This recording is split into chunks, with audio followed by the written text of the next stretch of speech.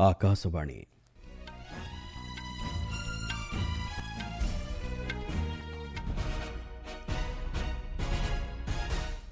संवाद पढ़ुछंती चंदन घोष। मुख्य संवाद मिजोराम सामग्रिक विकास लगी केंद्र सरकार संपूर्ण प्रतिश्रुतिबद्ध कहिले स्वराष्ट्र मंत्री। शिक्षार्थी मानक द्वारा विकसित होउथिबा नूतन स्टार्टअप गुडी को पूर्ण समर्थन जोगाई देबे सरकार। केंद्र इलेक्ट्रोनिक्स और प्रजुक्ति विद्या मंत्री सूचना। पद्म पुरस्कार 2026 लगी आज आरंभ है नामांकन दाखल प्रक्रिया। फिट इंडिया कार्निभाल आसंताकाली नुआदिल्ली रे शुभारंभ करिवे केंद्र क्रीड़ा मंत्री एवं W35 नोंथापुरी महिला डबल्स टाइटल हासिल कले भारतर वैदेही चौधरी और रश्मिका भामिदीपाती।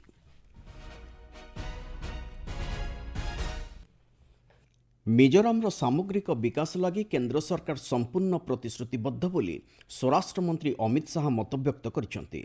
आसाम राइफल्स मुख्यालय को केंद्रीय एजवाल जोखा वासं को स्थानांतर करने अवसर में आज आइजोल ठारे आयोजित एक स्वतंत्र समारोह उद्बोधन दे से कहते।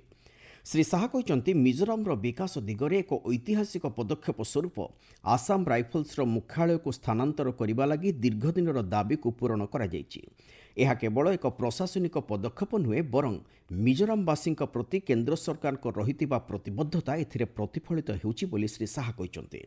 ଏହି ऐतिहासिक निष्पत्ति को वास्तव रूप देइथिबारु स्वराष्ट्र मंत्री प्रधानमंत्री नरेंद्र मोदी को एहार श्रेय देइछन्ते। एहाछड़ा देशर उत्तर पूर्वांचल में शांति बजाय रखिबा दिगरे सरकार को विभिन्न पदक्षेप उपरे एही अवसर में श्री शाह आलोकपात करिसेंते। मिजोरामवासी लागि एक शांतिपूर्ण समृद्ध तथा सुरक्षित भविष्य सुनिश्चित करने दिगरे सरकार प्रतिबद्ध बोली श्री शाह कहते।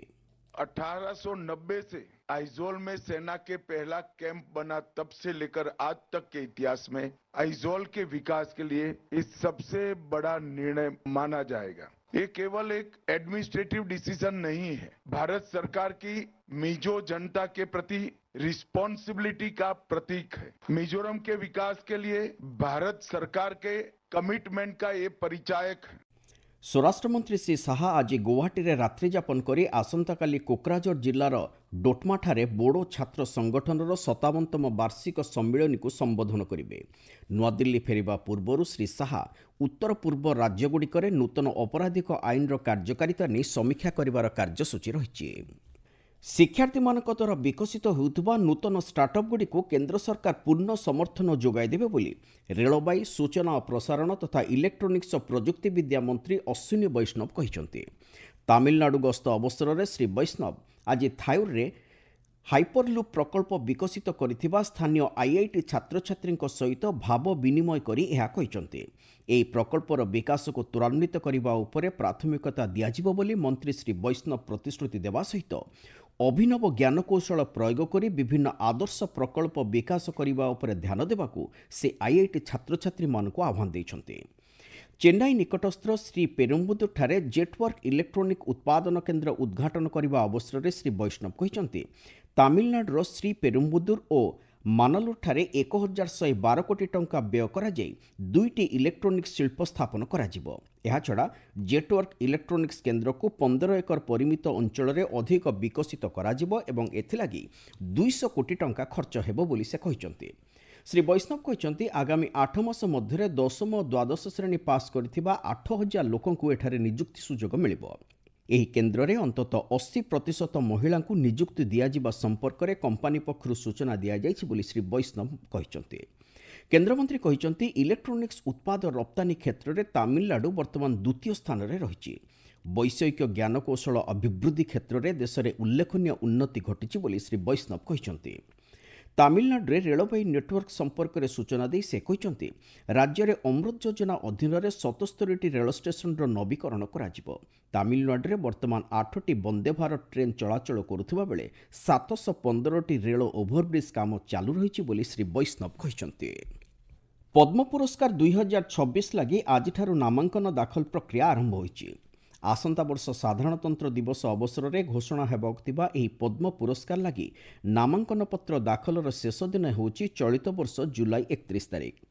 राष्ट्रीय पुरस्कार पोर्टाल रे ऑनलाइन माध्यम पद्म विभूषण ପଦ୍ମଭୂଷଣ, ପଦ୍ମଶ୍ରୀ ଭଳି ଦେଶର ସର୍ବୋଚ୍ଚ ବେସାମରିକ ପୁରସ୍କାର ଲାଗି ନାମାଙ୍କନ ଏବଂ ସୁପାରିଶ ଗ୍ରହଣ କରାଯିବ।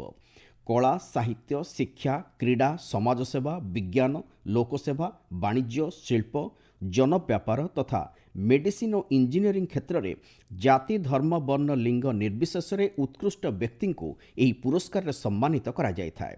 ତେବେ ବିଭିନ୍ନ ରାଷ୍ଟ୍ରାୟତ୍ତ ଉଦ୍ୟୋଗ, ଡାକ୍ତର, ବୈଜ୍ଞାନିକଙ୍କ ଭଳି ସରକାରୀ ସଂସ୍ଥାରେ କାର୍ଯ୍ୟ କରୁଥିବା ବ୍ୟକ୍ତିମାନଙ୍କୁ ଏହି ପୁରସ୍କାର ଲାଗି ବିବେଚିତ କରାଯାଏ ନାହିଁ। ଆପଣମାନେ ସମ୍ବାଦ ଶୁଣୁଛନ୍ତି ଆକାଶବାଣୀରୁ। ପ୍ରଧାନମନ୍ତ୍ରୀ ନରେନ୍ଦ୍ର ମୋଦି ଆସନ୍ତା 30 ତାରିଖ ରବିବାର ଦିନ ଆକାଶବାଣୀର ମନ୍ କି ବାତ୍ କାର୍ଯ୍ୟକ୍ରମରେ ଜନସାଧାରଣଙ୍କ ସହ ଭାବ ବିନିମୟ କରିବେ। ଏହା ହେବ ତାଙ୍କର ମାସିକ ରେଡିଓ ମନ୍ କି ବାତ୍ କାର୍ଯ୍ୟକ୍ରମର 120ତମ ସଂସ୍କରଣ। ଏଥିପାଇଁ ପ୍ରଧାନମନ୍ତ୍ରୀ ଲୋକମାନଙ୍କୁ ସେମାନଙ୍କର ମତାମତ ଦେବାକୁ ଅନୁରୋଧ କରିଛନ୍ତି। ଜନସାଧାରଣ ନମୋ ଆପ୍ ଓ ମାଇ ଗଭ୍ ପୋର୍ଟାଲରେ ସେମାନଙ୍କର ମତାମତ ଦେଇପାରିବେ। ଏତଦ୍ବ୍ୟତୀତ ସେମାନେ 1800117800 ଡାଏଲ୍ କରି ସେମାନଙ୍କର ମତାମତ ରେକର୍ଡ କରିପାରିବେ। ସେମାନେ ମଧ୍ୟ 1922କୁ ମିସ୍ଡ କଲ୍ ଦେଇ SMS ଅନୁସାରେ ନିଜର ମତାମତ ଆସନ୍ତା 25 ତାରିଖ ମଧ୍ୟରେ ଦେଇପାରିବେ। ମନ୍ କି ବାତ୍ କାର୍ଯ୍ୟକ୍ରମ ଆକାଶବାଣୀ ଓ ଦୂରଦର୍ଶନର ସମସ୍ତ ନେଟୱାର୍କ, ଆକାଶବାଣୀ ସମ୍ବାଦ website O news on AIR mobile ଆପ୍ରେ ଉପଲବ୍ଧ ହେବ। ଏହା ଆକାଶବାଣୀ ସମ୍ବାଦ, DD ନ୍ୟୁଜ୍, PMO ଏବଂ ସୂଚନା ଓ ପ୍ରସାରଣ ମନ୍ତ୍ରଣାଳୟ ୟୁଟ୍ୟୁବ୍ ଚ୍ୟାନେଲରେ ଲାଇଭ୍ ଷ୍ଟ୍ରିମିଂ କରାଯିବ। ହିନ୍ଦୀ ପ୍ରସାରଣ ପରେ ପରେ ଆକାଶବାଣୀ କାର୍ଯ୍ୟକ୍ରମର ଆଞ୍ଚଳିକ ଭାଷାନ୍ତରଣର ପ୍ରସାରଣ କରିବ।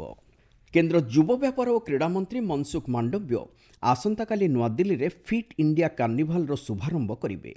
ସ୍ଥାନୀୟ ଜବାହରଲାଲ ନେହେରୁ ଷ୍ଟାଡିୟମରେ ଏହି 3 ଦିନିଆ ଫିଟ୍ନେସ୍ ସମାରୋହ ଅନୁଷ୍ଠିତ ହେବ। ଏକ ସୁସ୍ଥ ତଥା ମେଦବହୁଳ ମୁକ୍ତ ଫିଟ୍ ଇଣ୍ଡିଆ ଅଭିଯାନର ଦୃଷ୍ଟିକୋଣ ସହିତ ଜନସାଧାରଣଙ୍କ ସ୍ୱାସ୍ଥ୍ୟ ଓ ଚଳଚଞ୍ଚଳ ଜୀବନଶୈଳୀକୁ ପ୍ରୋତ୍ସାହନ ଦେବା ହେଉଛି ଏହାର ମୁଖ୍ୟ ଉଦ୍ଦେଶ୍ୟ। ଏହି ଅବସରରେ ସ୍କିପିଂ, ସ୍ଥିର ସାଇକ୍ଲିଂ, କ୍ରିକେଟ୍ ବୋଲିଂ ଭଳି କେତେକ କ୍ରୀଡ଼ାଭିତ୍ତିକ କାର୍ଯ୍ୟକଳାପ ଅନୁଷ୍ଠିତ ହେବ। ଆସନ୍ତାକାଲି ଅନୁଷ୍ଠିତ ହେବାକୁ ଥିବା ଏହି ଉଦ୍ଘାଟନୀ ସମାରୋହରେ ଯୁବ ବ୍ୟାପାର ଓ କ୍ରୀଡ଼ା ରାଷ୍ଟ୍ରମନ୍ତ୍ରୀ ରକ୍ଷା ଖଡ୍ସେ ଓ ବିଶିଷ୍ଟ ଚଳଚ୍ଚିତ୍ର ଅଭିନେତା ଆୟୁଷ୍ମାନ ଖୁରାନା ମଧ୍ୟ ଉପସ୍ଥିତ ରହିବେ।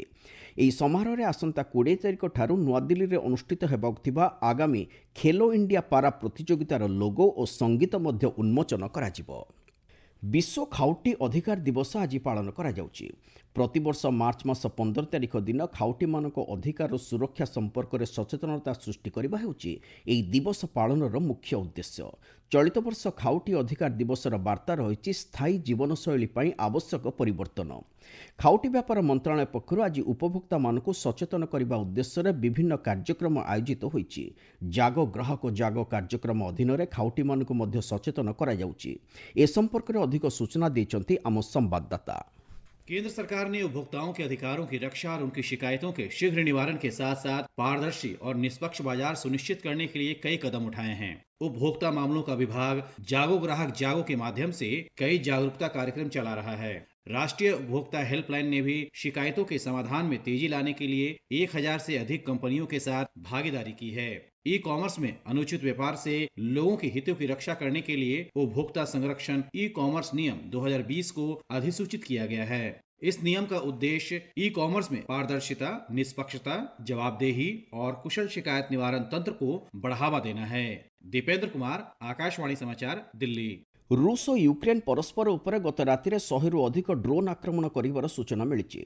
दुई देश मध्य 30 दिनिया अस्त्रविरति लगी अमेरिकार प्रस्ताव संपर्क में रूस राष्ट्रपति व्लादिमीर पुतिन अमेरिकार दूत स्टीव विटकॉफ सहित आलोचना करिवार 24 घंटा न पूर्णु यह आक्रमण होइथिबा जणाଯାଇଛି। रूसर प्रतिरक्षा मंत्रालय पक्षरु दिया जाइथिबा सूचना अनुसार आक्रमण करिथिबा प्राय 126टी यूक्रेन ड्रोन को मारी तळकु खसाई दिया जाइथिबा बेले सेथिमध्यरु 64टी ड्रोन को भोल्गोग्राड अंचल नष्ट कर दिया जाइछि बोली रूसर प्रतिरक्षा मंत्रालय कहिछि। अन्यपक्षे यूक्रेन वायुसेना पक्षरु कुहाଯାଇଛି जे गतकाली रूस प्राय 178टी ड्रोन और 2टी बालिस्टिक मिसाइल आक्रमण करिछि। टेनिस भारतर वैदेही चौधरी और रश्मिका भामिदीपाती जोड़ी W35 नुंथाबुरी महिला डबल्स टाइटल हासिल करिसेंति। थाईलैंड रे आज अनुष्ठित ए मैच रे फाइनल रे भारतीय जोड़ी जापान यूकी नाइटो और थाईलैंड पुनिनकोभा पिटुक टेड को जोड़ी को 6-4 6-3 सेट रे परास्त करी टाइटल हासिल करिसेंति। मुख्य संवाद गुड़िक पुणी थे। मिजोराम सामग्रिक विकास लगी केंद्र सरकार संपूर्ण प्रतिश्रुतिबद्ध कहले स्वराष्ट्र मंत्री। शिक्षार्थी मान द्वारा विकसित होता नूतन स्टार्टअप गुड़ी को पूर्ण समर्थन जोगाई देवे सरकार, केंद्र इलेक्ट्रोनिक्स और प्रजुक्ति विद्या मंत्री सूचना। ଏବଂ ପଦ୍ମ ପୁରସ୍କାର 2026 ଲାଗି ଆଜିଠାରୁ ଆରମ୍ଭ ହେଲା ନାମାଙ୍କନ ଦାଖଲ ପ୍ରକ୍ରିୟା। ସମ୍ବାଦ ଶେଷ ହେଲା।